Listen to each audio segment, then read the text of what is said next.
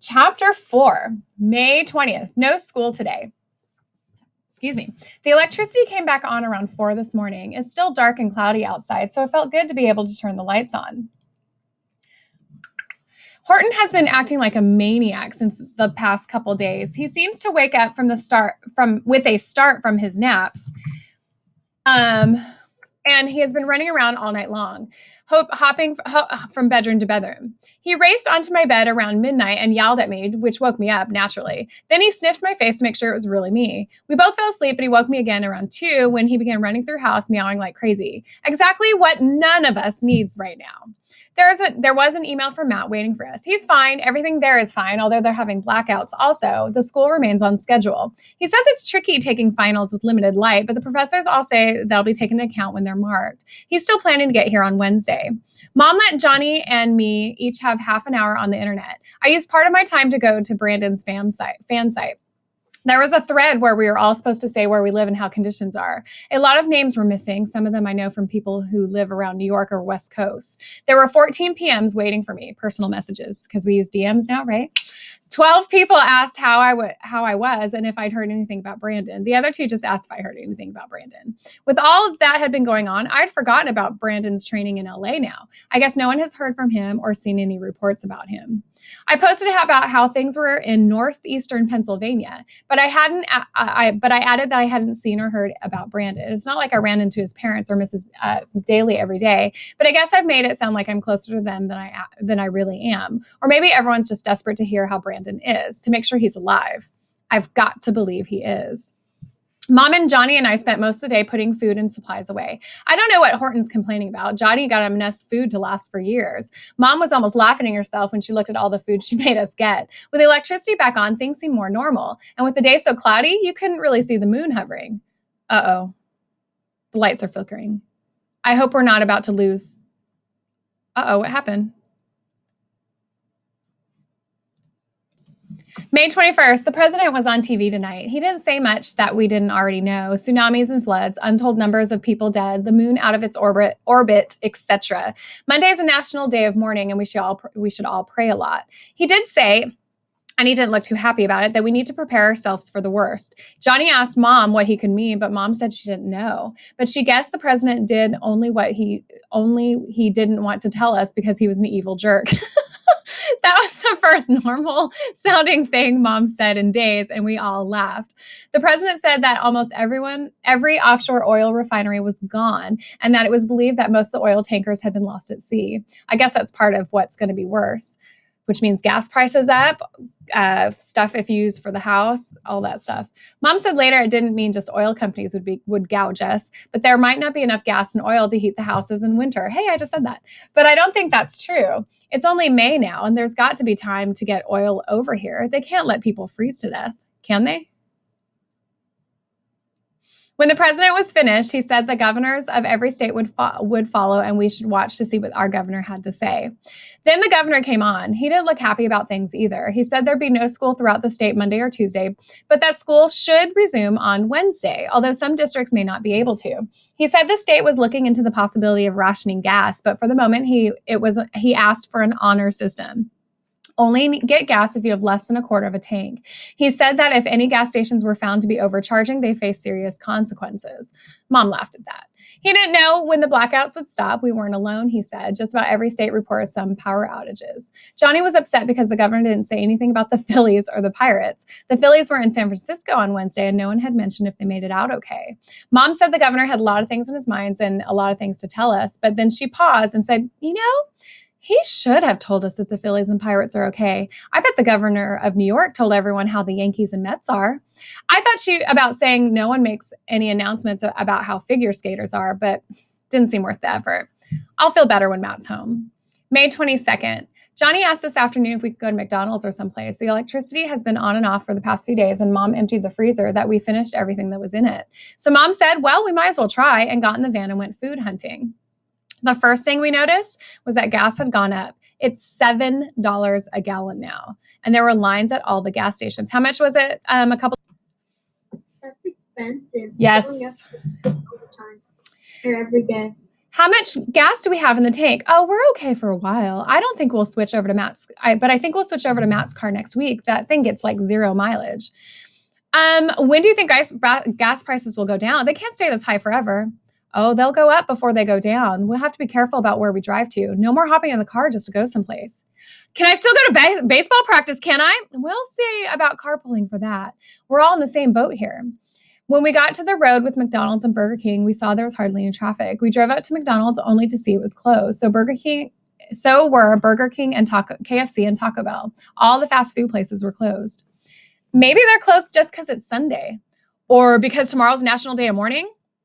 They're probably just waiting for the electricity to run full time.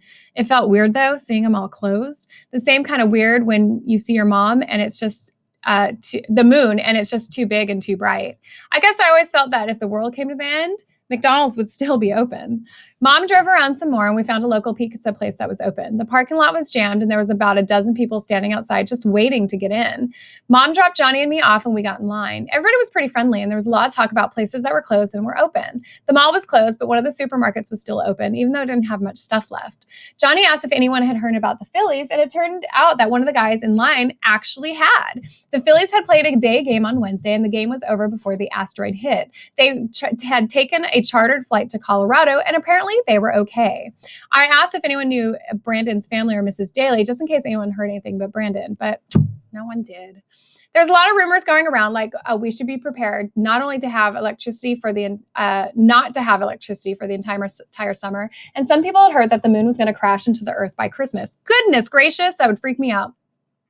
One man said he knew someone on the school board and they were thinking about canceling the rest of the school year. And I guess kids standing in line cheered, Johnny included.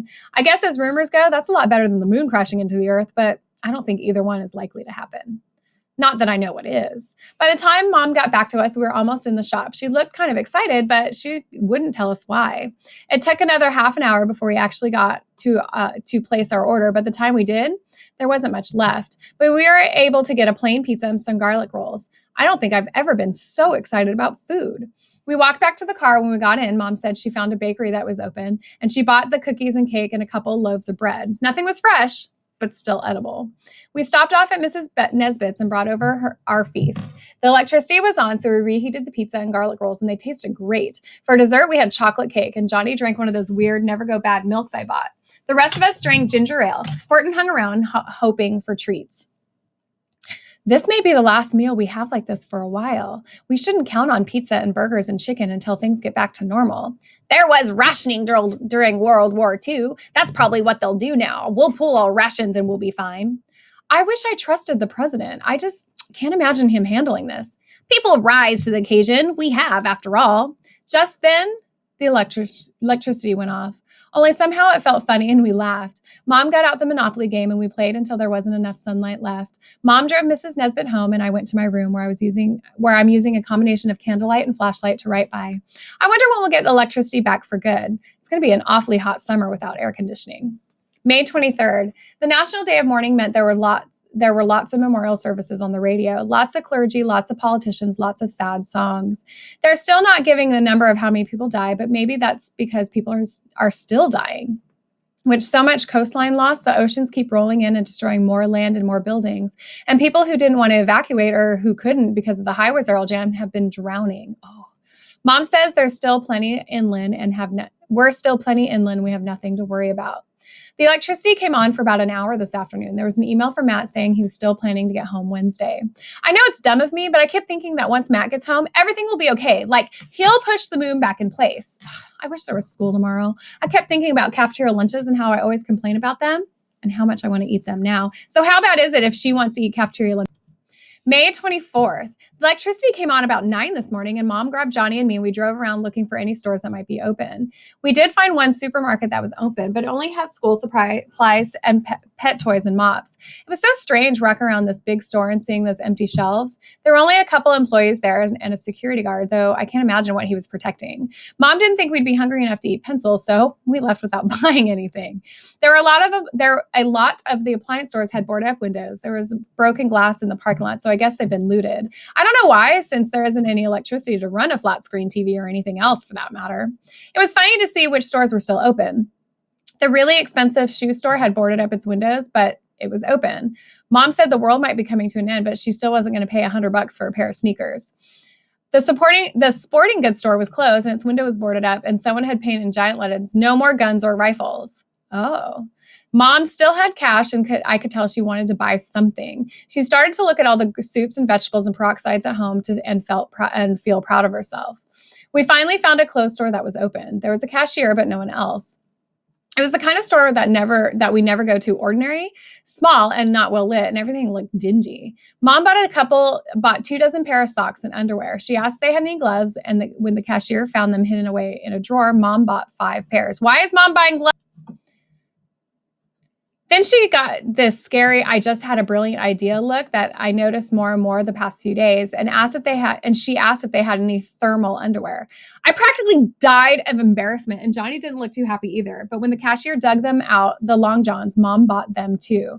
The cashier got into it and then started pulling out scarves and mittens and winter hats. Mom went berserk and bought everything, whether it would fit us or not. "You can open your own store now," the cashier said, which is probably her way of saying, "Thank God I found someone even crazier than I am. Maybe she'll buy everything, I can go home." We carried bag loads of stuff back to the van. "What are we going to do with all these kids' mittens?" I asked Mom. "Give them to Lisa for her baby." "Oh, you're right. Baby things. I should have remembered." And then she went right back to the store. And when she came out, she had armloads of baby shirts, baby overalls, baby socks, and even a baby coat. "No brother or sister of yours is going to go cold this winter," she said. And that was kind of sweet of her, but I think she's gone crazy. And I know Lisa, and she never want a baby of hers to wear the clothes that store was selling. Actually, it should be kind of funny to see Mom make the big presentation to Lisa and Dad. I guess she'll do it when she picks Johnny up at baseball camp and takes us to Dad's for August. Of course, by then, Lisa's parents will have visited and the baby had enough clothes for a lifetime. And then there'll be Mom handing over all of those socks and things. Lisa will trying to act like she's grateful. Maybe if the store stays open, Mom will be able to return all the stuff. I don't know. I know I don't plan on wearing long johns next winter. May 25th. Mom and Matt should have been home by now. We have electricity, so Johnny's watching a DVD, but he's nervous too. It was a long, weird day, and it's already feeling like a long, weird night. For the first time in a week, the sky is completely clear, and you can really see the moon. It's so big and bright, it feels like we don't need lights on, but we have them on anyway, just about every light in the house. I don't know why Johnny and I feel like having them all on, but we do. School started again today, and that didn't make things feel right like I thought it would. The bus was only half full. Megan was on, but she was sitting with her church friends, and we just said hello. Sammy was nowhere to be seen. It's funny how over the past few days, I haven't felt like calling them. The phones work most of the time, but we haven't gotten many phone calls or made many. It's like we were so occupied with taking care of ourselves, we didn't feel we can handle anybody else's lives. School looked exactly the same as it did last week, but it didn't feel the same. There were a lot of absentees and a lot of teachers were missing too. And there weren't substitutes for them. So classrooms doubled up and we all had extra study halls. No one had any homework since last week, so no one seemed to know what we should be doing. Some of the teachers had us doing our regular work. Others had us talking about what was going on. It was funny what we talk about and what we didn't. Mom told Johnny and me not to tell anyone how we practically brought out the supermarket last week. She says it's better if people don't know that what we have stored away, like someone's going to break in our kitchen and steal cans of soup. Or long johns. Yeah, go ahead, Abby. Or 24 bags of kitty glitter. All right. I don't know if other people weren't saying what their mothers had bought, but a lot of kids didn't seem to be saying a lot of things, if that makes any sense. Instead of fifth period, we went to the auditorium. Usually we have 2 assemblies because we wouldn't fit otherwise, but there were so many kids absent, there was room for all of us. It really wasn't an assembly, not the kind with a program anyway. Mrs. Sanchez stood on the stage and made announcements. She started by saying how grateful we should be that we were safe and sound and that she thanked all the teachers for everything they'd done, which is pretty funny since so many of them weren't even there. She talked about how what had happened wasn't just a local crisis, even though we might feel that way. Since we didn't have electricity on, McDonald's wasn't open. She smiled like when she said that, like it was supposed to be a joke, but nobody laughed. This is a crisis, and the whole world is going through together. I have a complete faith in our ability as Pennsylvanians and Americans to be able to pull through. A few kids laughed at that, even though we obviously weren't supposed to. Then she got to the part about how we're going to have to make sacrifices. Like we haven't been making sacrifices for a week already. Like the supermarkets weren't miraculously going to reopen. Gas wasn't costing $9 a gallon. There would be no more after-school activities. The class play, the prom, senior trip, all canceled. The swimming pool was no longer available. Cafeteria would no longer serve hot lunches. Starting on Tuesday, there'd be no more bus service for school. It's funny, when she said stuff about prom, a lot of kids started yelling, and I thought they were what babies they were. But when she said the pool was closed, I yelled, no! And by the time she told us no more buses, pretty much all the kids were yelling and booing. And she just let us. I guess she knew we couldn't be stopped. When the bell rang, she got off the stage and the teachers told us to go to our next class, which most of us did. Some kids went in the classrooms, though, and started breaking windows. I saw cops come, drag kids out. I don't think anyone was hurt. I really miss Sammy at lunch. Megan joined me, though. Her eyes were all bright and shiny, kind of way moms had been getting when she sees something else to stockpile. This is the first time in a week that I've left Reverend Marshall, she said. We've been sleeping at the church, just getting an hour or two of sleep each day so we can keep praying. It's wonderful, isn't it? What God is doing? Wait, huh? We'll keep going. There was a part of me that wanted to tell Megan to shut up. And another part of me that wanted to hear what God was doing, what was so wonderful. But mostly, I wanted a hot lunch. What does your mom say about all this? I asked Megan. Megan's mom used to like Reverend Marshall, but she's never been crazy about him as Megan. She doesn't understand. She's a good woman, really, she is, but she lacks faith. I pray for her soul, just the way I pray for yours. Megan, I said, like I was trying to grab a friend I've loved for years and bring her back to reality. There are no more hot lunches. Half the time, there's no electricity. I live 5 miles from school and gas costs $9 a gallon, and we can't use a pool anymore. Those are earthly concerns. Miranda, admit your sins and embrace our Lord. You won't care about hot lunches or the cost of gas in heaven. Okay, she could be right. The problem is I don't see mom or dad or Lisa or Matt, especially Matt, since I think he's a Buddhist these days, or Johnny admitting their sins and embracing anybody if that means a ticket to heaven. And I don't much want to be in heaven if they're not going to be there with me. Okay, I can manage without Lisa. I considered trying to explain that to Megan, but it would have been like trying to explain to mom that I wasn't going to wear long johns no matter what the moon did to us. So I left Megan and went to where the swim team was and groaned and moaned along with them. Dan said he heard from his mom, who knows about all the coaches in the area, and that all the schools in Pennsylvania have closed their pools, so have the ones near us in New York. It's because without electricity, the filters can't run. Without the filters, the water isn't sanitary. So no more meets for the time being. Karen mentioned that the pool at the Y, but a couple of us kids said the Y was closed. The town had a pool, but it was outdoors and isn't heated. And even if it was working, it wouldn't do much good until the end of June. So I mentioned Miller's Pond. There's actually kids who didn't know about it. I guess they live in the new developments and don't know about things at my end of town. It's still too cold to go swimming at the pond, but once it warms up enough, it's natural and doesn't need a filter. And it's pretty big. So we agreed that we'd start swimming at Miller's Pond weekend after next. I guess that gives me something to look forward to, and Dan was impressed I came up with a solution. Now if only I can solve this hot lunch situation. It amazes me how much I miss the cafeteria macaroni and cheese. I hear Matt and Mom! Matt's home! May 28th. Things seem so much better now that Matt's home. He's been throwing batting practice to Johnny. I've been catching, and that makes Johnny pretty happy. He and Mom went through everything in the house. All the food we bought and kinds of stuff Mom's grandparents had hidden away in the attic and the cellar, yarn and crochet hook. Mom says she hasn't crocheted in years, but thinks it'll come back to her if she works at it. And mason jars and canning equipment and a manual can opener that had an egg beater and sorts of things kitchens had in the old days. He and Mom spent all day organizing the food so we know how much tuna we have and how much canned peaches. I think we have enough stuff to last forever, but Mom says she'll be relieved when the supermarket's open again. Just to hear her say she thinks they will cheers me up. Matt and I haven't had a chance to have a real talk yet. He doesn't really know any more than I do about what happened and what's going to happen, but I still feel like if I hear it from him, I'll believe it more. School is better by Thursday. A lot more kids showed up, including Sammy, and a lot more of teachers too. The high school is 5 miles from here, which Mom says is a walkable on a nice day. Johnny's lost his bus service to the middle school, but that's a little farther away, so Mom's been trying to work out a carpool. Matt got out all our bikes, and he's been spending the weekend getting him in shape. I used to bike a lot, and I guess it's a good way as any to get around. I'll certainly get to school faster than by foot. Peter showed up this morning, which was a nice surprise, especially for Mom. He brought us a bag of apples that one of his patients had given him. He and Mom couldn't go out anywhere, so the two of them baked an apple crisp for all of us. We had pasta with marinara sauce for like the 10th time this week, so the hot dessert was a nice treat. Matt got Mrs. Nisbet, so it really was an event. 6 for dinner with a main course and a dessert. Of course, by the time we were ready to eat, the electricity had gone out again. It was out most of the day, but we're used to that now. We had electricity for an hour during school yesterday. And it was like none of us knew what to do about it. At home, when the electricity goes on, we rush to the TV and turn it on. We can listen to the radio all the time, but mom wants us to preserve batteries so we can only listen in the morning and late evening. It's such a weird way to live. I can't believe it's going to stay like this much longer. On the other hand, I'm already starting to forget what normal life feels like. Clocks that were on time, lights that went on with a flick of switch, internet, streetlights, supermarkets, and McDonald's. And one thing Matt did say to me, that no matter what the future is, we're living through a very special time in history. He said that history makes us who we are, but we can make history also, and that anyone can be a hero if they choose to be.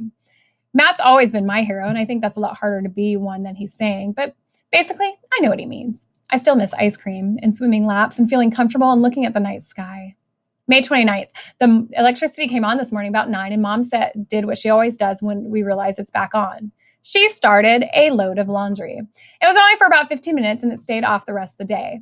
About 10 minutes ago, we woke up because of a strange roaring sound, and we raced to the sound, which turned out to be the washing machine going back on. Who knew the rinse cycle could be so scary? Mom says she's staying up until the clothes can go in the dryer. She doesn't think the electricity will stay on for long enough to dry the clothes completely, but she figures it's worth a shot. I wish we had electricity about 2 p.m. rather than 8 and 2 a.m., but I guess I should think of mom as a hero of the all-night laundry. Yeah, remember that when your parents do your laundry, guys. May 30th. I don't know how long the power has been off. It went on in the middle of the night, but by the time I woke up, it was off again. We were spending more and more time outdoors just because it's nicer outside and the sun provides natural light. We're all used to seeing the moon now. It isn't bothering us like it used to. But we leave the light on the living room window so we know when electricity comes back on and we can go inside and do what we need to do. Today it came on about 1 and we raced inside. Mom went to the internet, which kind of surprised me. Usually she vacuums or starts laundry. She's giving up the changing of the time on the clocks. But this afternoon, she skipped all that and went to the internet. She heard on the radio this morning that they were starting the list of names of the dead. How fun would that be? Miss Menji said sarcastically. She found the names of most of the editors she worked with, her agent, and a lot of writers she met over the years. She found 2 friends from college and 1 from a long time ago before we moved here, and Dad's best man and his family. She also found a couple of second cousins and their kids. In less than 10 minutes, she found over 30 names. But one good thing, she checked on Mrs. Nesbitt's son and daughter-in-law and their kids and didn't find them on the list. I asked her to look at Brandon. Of course, she couldn't find him. Of course, there are still millions of people unaccounted for. But at least there's still hope he's alive. I don't get on the board very much, but when I do, no one seems to have heard anything. I can't help thinking that's a good sign. There were names of people I know that I wish I could have looked up, kids I went to summer camp with, kids from swimming, old friends from elementary school who moved to New York or California or Florida, but I didn't try to find them. They weren't everyday parts of my life, and it feels wrong somehow to find out if they're dead when I didn't think about them when they were living. Johnny looked at baseball players. A lot of them were listed as known dead and a lot more listed as missing or presumed dead. Matt looked up kids from his high school class. Only 3 listed as dead, but a bunch were still listed as missing or presumed dead. As a test, he looked us up, but none of our names were on any of the lists. That's how we know we're alive this Memorial Day. May 31st. The first day without bus service, so naturally it poured. It wasn't a scary rain like it was the other time. No big thunderstorm, no tornado winds, just good old-fashioned pouring rain. Matt ended up driving Johnny and me to school. Mom stayed home, took advantage of electricity and work on her book, which I hadn't really thought about how hard it must be for mom to get any writing done without a computer, or an agent, or editors, or publishers. Over half the kids were absent, and Johnny says there were fewer kids in the middle school. Most of our teachers were there, though, and we actually got a lot of work done. We had electricity until nearly 2, so even though it was dark outside, the school was really kind of cheerful. Empty, but cheerful. When Johnny came home today, he told us they'd announced that standardized testing had been canceled. I've been wondering about what they were going to do for finals, which should start in about 2 weeks. We hadn't really gotten any schoolwork done, and no one was assigning homework because there's never any way of knowing if there'll be light to work by. Peter said over the weekend that he heard a rumor that we might as well close school next week and promote us all and hope things go back to normal by September. I don't know if I want that or not, except the part about being normal by September. I know I want that.